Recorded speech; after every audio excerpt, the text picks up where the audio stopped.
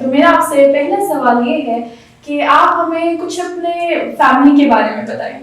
जी, हमारी फैमिली जो है वो 600 साल से कव्वाली से वाबस्ता है। माशाल्लाह। और हजरत अमीर खुसरो और ख्वाजा मोइनुद्दीन चिश्ती उनके दौर से हमारी फैमिली की ये ड्यूटी लगी कि इसको नस्ल दर नस्ल हम इसको आगे लेकर चलें।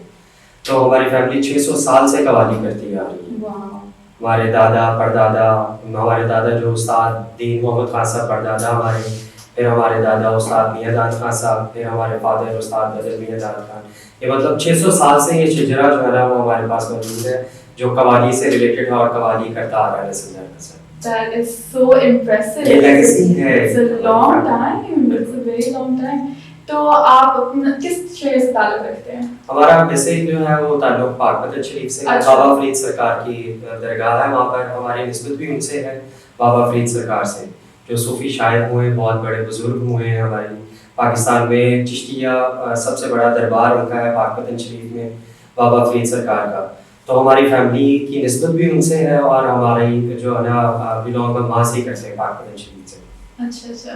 तो हमारे व्यूअर्स ने और मैं भी हमने आपके फादर का बहुत सुना है, तो आप उस बारे में अगर कुछ हमारे साथ शेयर करें। जी, हमारे फादर जो है उन्होंने 85 में जब हमारे दादा की डेथ हुई उसके बाद कव्वाली उन्होंने स्टार्ट की। तो 85 से लेकर 2007 तक, 2007 में उनकी डेथ हुई। तो उन्होंने ये कव्वाली का अरसा रेडियो पाकिस्तान जो है मुल्तान से, वहाँ से उन्होंने आगाज़ किया कव्वाली का। फिर करते करते इंटरनेशनल टूर्स, फिर पूरी दुनिया में उन्होंने काम किया। टाइटैनिक के प्रीमियर शो में उन्होंने कव्वाली की। फिर हॉलीवुड में उनका सालाना जो है वो उनके होते थे tours, America, Canada, Germany, France, हर जगह वर्ल्ड टूर 5 दफ़ा उन्होंने वर्ल्ड टूर किया। तो खान साहब नुसरत फ़तेह अली खान साहब के होते हुए उन्होंने अपना एक नाम, अपना एक मुकाम बनाया। नुसरत साहब के होते हुए। वाओ। तो ये बड़ी अल्लाह पाक की एक खास करम नवाजी है। हमारी फैमिली पे दुआ चली आ रही है कि हर दौर में जो है ना हमारे ख़ानदान में जो भी हुआ उनका नाम हुआ है। तो ये ख्वाजा साहब की, हज़रत अमीर खुसरो की, बाबा फरीद सरकार की, ये उनकी दुआएं हैं जिसकी वजह से हमारी फैमिली का बड़ा नाम हुआ और लोग हमें बड़ा प्यार करते हैं, हमें सुनना पसंद करते हैं। चलिए हम फिर बचपन की थोड़ी सी बातें करते हैं, तो बचपन की तरफ चलते हैं। तो आप बताइए सर, कि आपका बचपन कैसा गुजरा?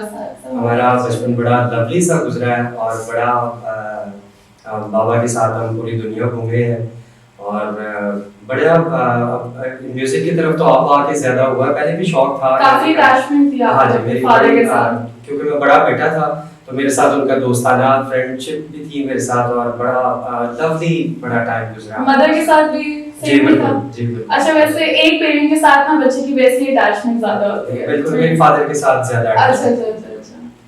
मदर के साथ भी है लेकिन जो फादर के साथ हमारी अटैचमेंट वो जरा ज्यादा है। हाँ, एक पेरेंट की हमेशा वैसे भी ज्यादा ही होता है।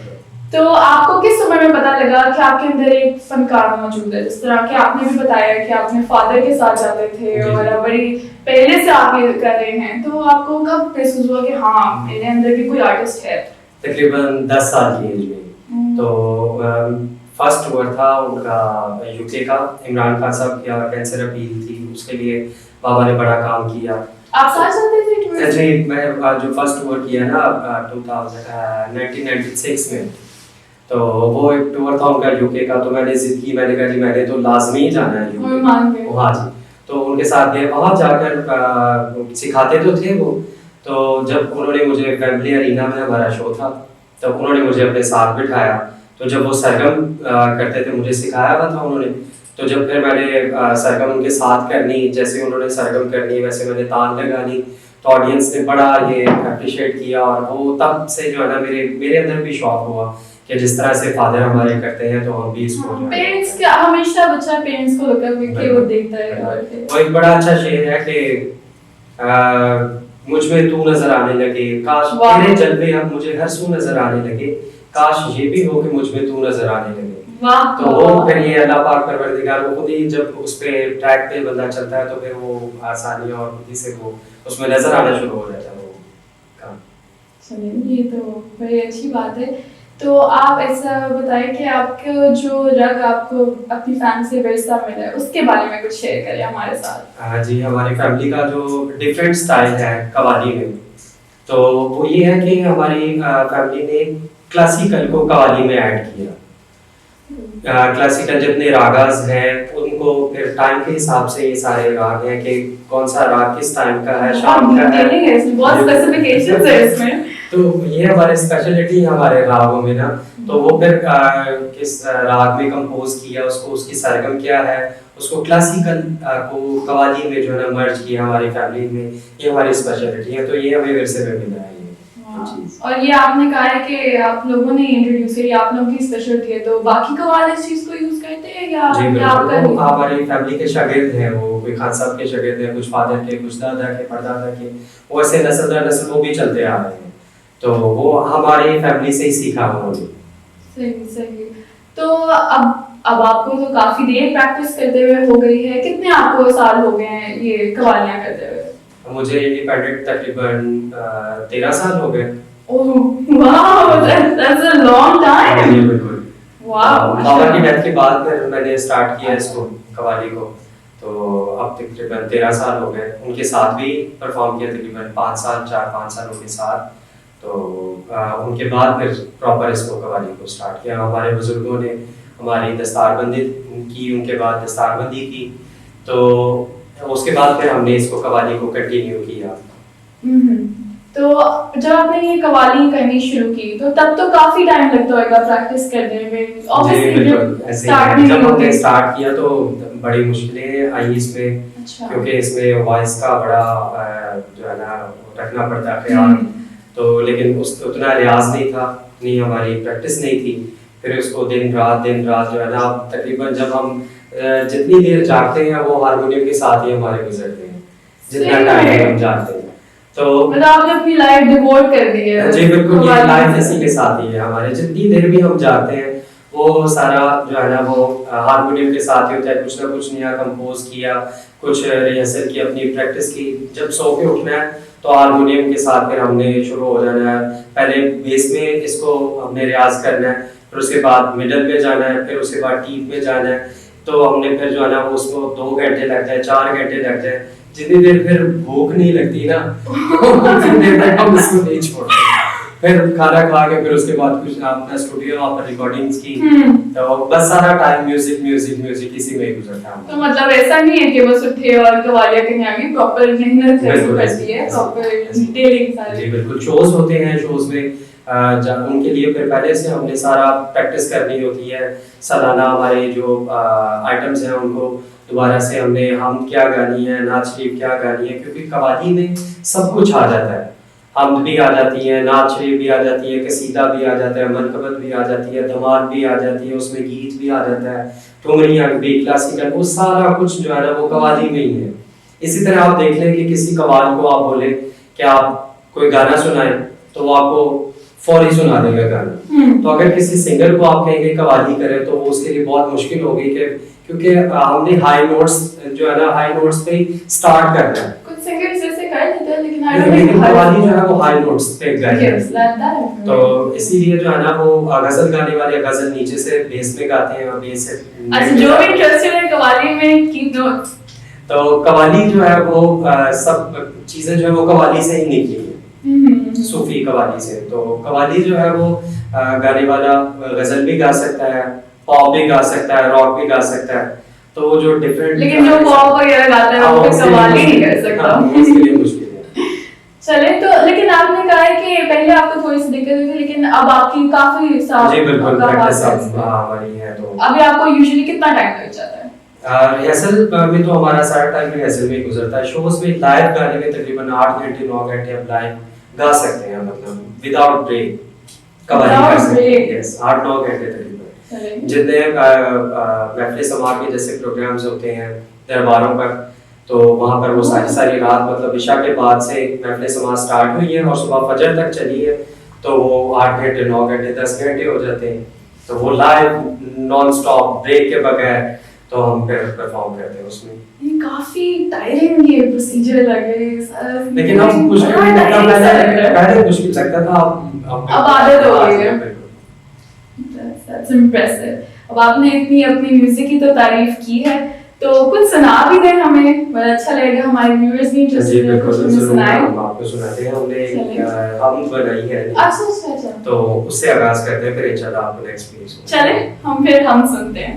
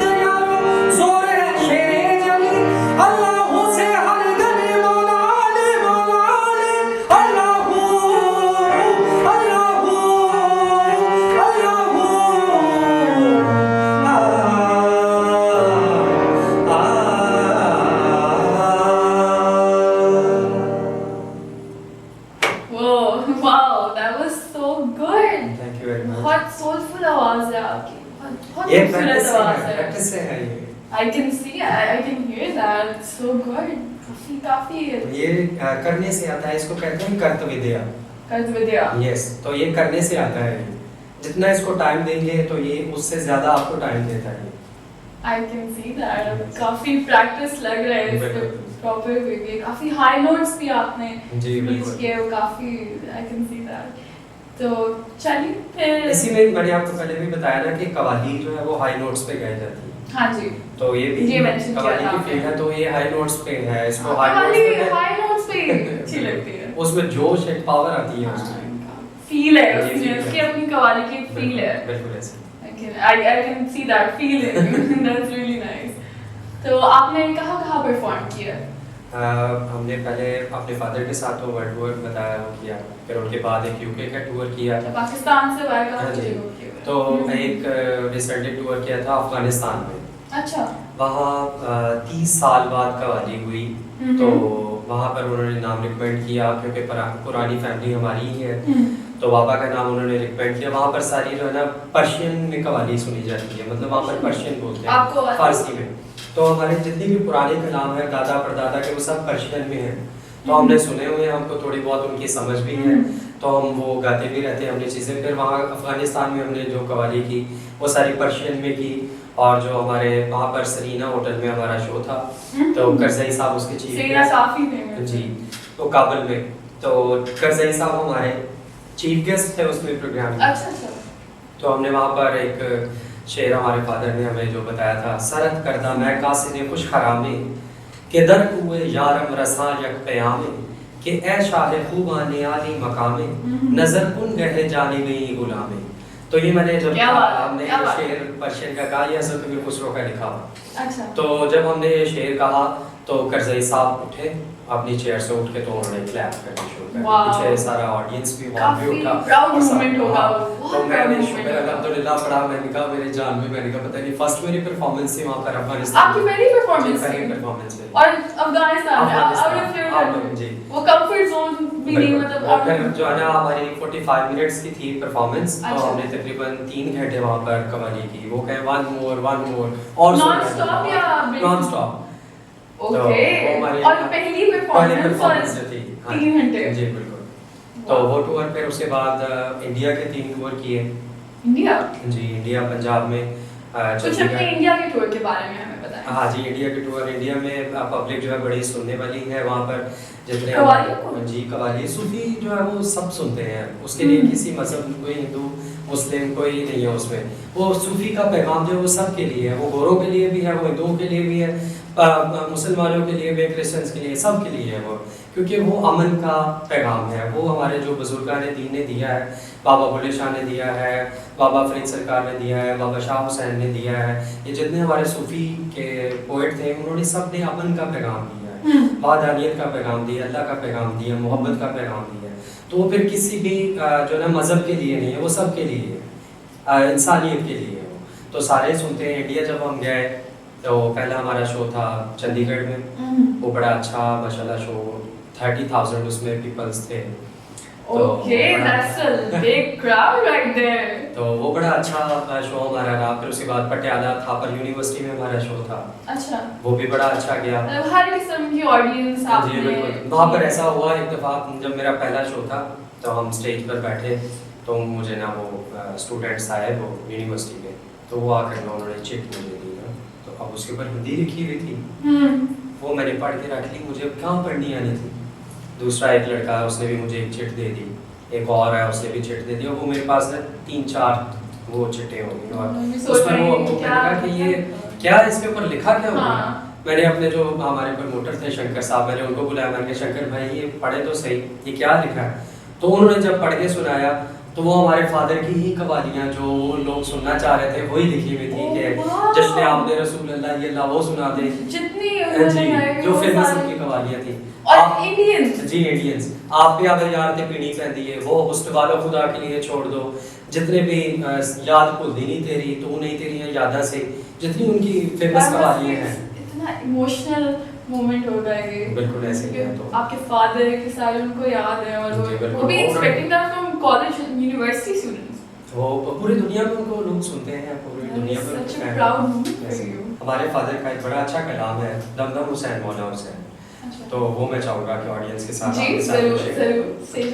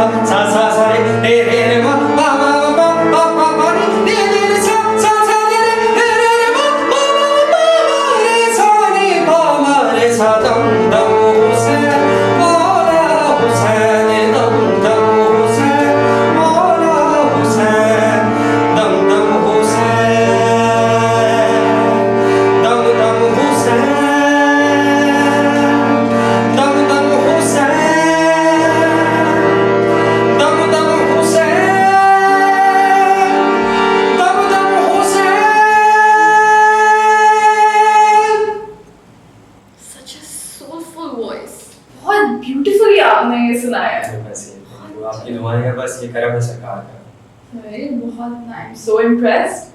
तो आप मुझे फिर अपने क्वेश्चंस की तरफ हम जी, चलते हैं। बिल्कुल। तो चलिए फिर आप मुझे बताएं कि आप कवालियां तो आप करते ही रहते हैं, तो जी। उसके अलावा और कौन से आपने जॉनर्स एक्सप्लोर किया, आपने और कौन सी फिल्मी आप कुछ जी इस तरह के जी, गाते हैं? पाकिस्तान की भी मूवीज में कवाली है। अच्छा। हमारी 3 मूवीज हैं। कौन-कौन सी? प्यामे पश्तून पाक एक आ रही है, एक लिबास मूवी है और एक ये अब जी तक अभी जी अपकमिंग जो मेरा ख्याल नेक्स्ट ईयर आएगी, तो उसमें भी कवाली है। हमारी शनाख्त मूवी है, उसमें भी कवाली है। ड्रामास में भी कवाली है वो हम, लेकिन कवाली के अलावा गज़ल सॉन्ग्स, क्योंकि कवाली में आपको बताया सब चीज़ें आ जाती हैं, तो हम फिर क्रिएट करते रहते हैं कुछ ना कुछ नया। तो उसमें कवाली में गज़ल भी हम कर रहे हैं। फिर उसके बाद एक बड़े अच्छे शायर हैं राशिद यूके से, उनका भी एक किया हमने पूरा गज़ल का वॉल्यूम, 8 गज़लें हैं उनकी, तो वो भी रिलीज़ हो रही हैं। तो गज़ल का भी कर रहे हैं, कवाली का भी कर रहे हैं, साथ में सॉन्ग्स भी, आइटम सॉन्ग मूवी के लिए भी काम किया, तो मूवी का सारा म्यूजिक किया, उसमें आइटम सॉन्ग्स भी हैं, सैड सॉन्ग भी हैं, लव सॉन्ग भी हैं, हर तरह का मतलब म्यूजिक करते हैं। तो आप मुझे बताएं कि ये जो आपका इंस्ट्रूमेंट है, जी जी ये काफी आप अटैच लग रहे हैं, इसका टेक्सचर मैंने देखा है। जी, ये हमारे साथ रहते हैं हमेशा। अच्छा, तो ये आपके फादर का था या? जी, ये हमारे दादा के हैं, ये आगे फादर वाले वो हमारे पास घर में हैं। सही। तो are they still in the market, ये अभी? नहीं, ये जो है रियल जर्मन है, जर्मन सेट इसको बोलते हैं, जो इसकी And स्टोरी है ancient। जी। तो वो जर्मन तो कंपनी वो बंद हो गई है अब, अच्छा। मतलब उसको बंद हुए भी 50 साल हो गए, अब ये मार्केट में नहीं मिलते हैं। ये बहुत संभाल के रखा है। ये हमारे जो है ना, ये दादा की निशानी है और ये नायाब चीज़ है हमारे लिए। तो अब इंडियन स्टोर आते हैं इसमें, फिर एक पाकिस्तानी है, लेकिन उनका साउंड ऐसा नहीं है, ये जर्मन है, इसलिए इनका साउंड बड़ा यूनिकनेस होती है और जितना एंशिएंट उतना बेहतर होता है। तो nice, that is really good to know. आप मुझे अपनी कोई जिंदगी का कोई बहुत ही अच्छा एक्सपीरियंस हमें साथ शेयर करें। एक्सपीरियंस जब हम शोज़ के लिए जाते हैं, कवाली करने के लिए जाते हैं, जब लोगों का प्यार देखते हैं हमारी फैमिली के साथ, हमारे साथ जो लोग इतनी रिस्पेक्ट देते हैं, तो वो देखकर हमें बड़ी खुशी होती है और हम अल्लाह पाक परवरदिगार का इस मामले में बड़ा शुक्र अदा करते हैं कि अल्लाह पाक ने हमें इस काबिल इस स्टेज पे किया कि जहाँ पर भी जाए लोग हमें बड़ा प्यार करते हैं और हमें बड़ी चाहत से बुलाते हैं, और हम इस बात के लिए बड़ा खुश होते हैं और ये हमारे लिए बड़ा अच्छा एक मोमेंट होता है जब भी कहीं पर हम। लेकिन कुछ ऐसा वाकया जो मतलब साइड बिल्कुल हटके, जो आपके लिए बहुत खुश आते और आपका बेहतरीन आपका इंसिडेंट हुआ हो? चलिए फिर आप सैड शेयर कर दे, कोई सैड दुख तो है हर किसी की सैड, सबसे सैड जो है वो हमारे फादर की जब डेथ हुई, तो उससे बढ़कर मैं नहीं समझता कि कोई लाइफ में और कुछ हमारे लिए सदमा होगा। वो हमारे लिए बहुत मतलब एंड का वही सदमा था हमारे लिए, जब हमारे फादर दुनिया से गए। तो एज उनकी 43 एज थी जब उनकी डेथ हुई, तो वेरी यंग, तो बस अचानक सडन हार्ट प्रॉब्लम उनको हुआ, so sorry। तो ये हमारा सैड मतलब है लाइफ का मोमेंट। तो हैप्पी, शुक्र अल्हम्दुलिल्लाह, हम हर हाल में खुश रहने वाले हैं, हम हंसते रहते हैं और कैसा भी हो दौर हो, कैसा भी टाइम हो, कंप्लेन कर रहा होता है लेकिन हम बहुत आपस में बहुत खुश रहते हैं, बड़े कह के एक दूसरे को मजाक भी करते हैं, लतीफे भी सुनते हैं, बड़ा कैजुअली मतलब हम रहते हैं आपस में, बहन भाई भी। सिंपल। जी बिल्कुल। तो मतलब हैप्पी रहते हैं, अपना ही जी बिल्कुल हैप्पी रहते हैं, शुक्र अल्हम्दुलिल्लाह। ये तो काफी अच्छी बात है। तो आपके इंस्पिरेशन कौन है? आप किसको लुकअप करके देखते हैं कि इस तरह होना चाहिए और अपने अंदर थोड़ी सी करेक्शंस के ऐसे चेंज कर सकते हैं, इसमें ऐसे चेंज कर सकते हैं? जी, अभी कोई इंस्पिरेशन हमारे साथ शेयर करें। इंस्पिरेशन हमारे फादर से ही है, हम उन्हीं को देखते हैं और हमने पहले भी आपको एक शेर सुनाया कि काश ये भी हो कि मुझ में तू नजर आने लगे, तो वो इसी तरह ही हमने उन्हीं को देखा और हम कोशिश करते हैं कि हम में से उनकी झलक नजर आए, हमारी आवाज़ में से, हमारे बोलने में से। हाँ जी बिल्कुल। तो इंस्पिरेशन हमारे फादर से है हमारी, और जो सुनते हैं हम अपने दादा को बहुत सुनते हैं, उस्ताद मियाँदाद खान साहब को, उनको कवालों में लता का खिताब दिया गया हमारे दादाजी को। वो बहुत सुरीला और बहुत हाई नोट्स पे वो बहुत सुरीला गाते थे, तो मैं उनको बहुत सुनते हैं। तो बाबा को बहुत सुनते हैं, खान साहब को बहुत सुनते हैं, खान साहब नुसरत फतेह अली खान साहब को। अच्छा, आपका मैंने सुना था कि आपका फैमिली का उनके साथ। जी, हमारी एक ही फैमिली है, खान साहब की और हमारी फैमिली एक ही फैमिली है। हाँ। तो मेरे वो दरियाल में से भी है। तो पूरा पाकिस्तान में एडोर करते हैं, चेरिश करते हैं जी, पूरी दुनिया में है। Sir treasure. बिल्कुल ऐसे। तो हमारी फैमिली जो है, मेरे ननियाल भी वो लगते हैं, मेरे ददियाल भी वो लगते हैं। जो मेरे दादा थे वो खान साहब के रियल मामू भी थे। अच्छा। खान साहब नुसरत फतेह अली खान साहब काफी क्लोज रिलेशन। जी बिल्कुल। और हम मेरे वैसे ननियाल भी वो लगता है, ददियाल भी लगता है। हमारी एक ही फैमिली है, जलंधर से हम बिलोंग करते हैं, बस्ती शेखा से। उससे पहले गजनी से बिलोंग करते थे, अफगानिस्तान से।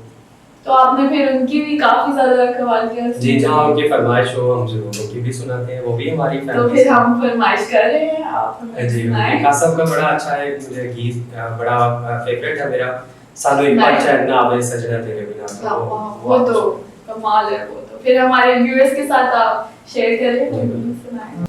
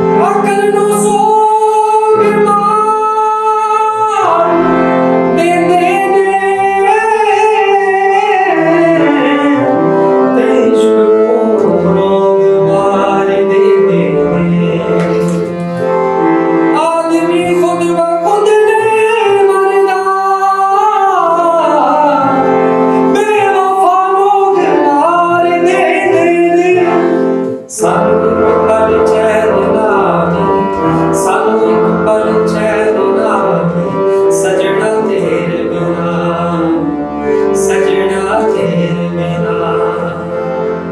दिल कमला डुब डुब जावे, दिल कमला डुब डुब जावे, सजना तेरे बिना, सजना तेरे बिना, सजना तेरे बिना।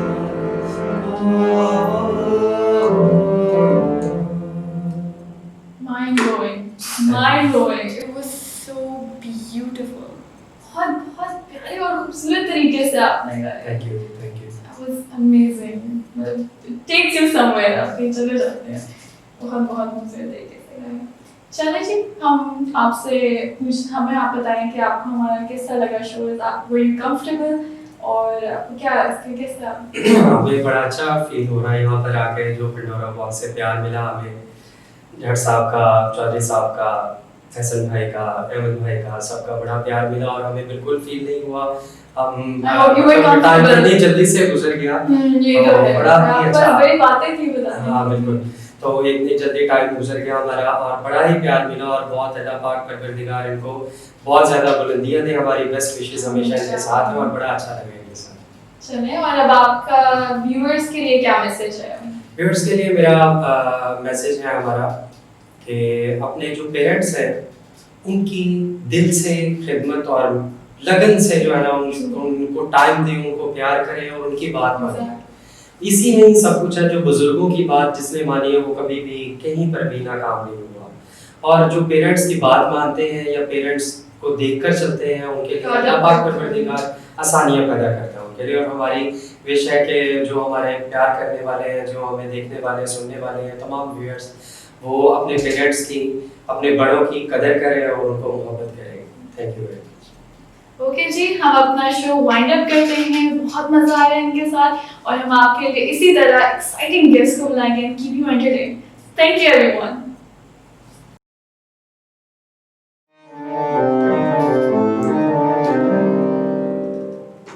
पंडोरा बॉक्स इसको लाइक करिए, सब्सक्राइब करिए और ज़्यादा से ज़्यादा शेयर करिए क्योंकि इसमें है कुछ नया.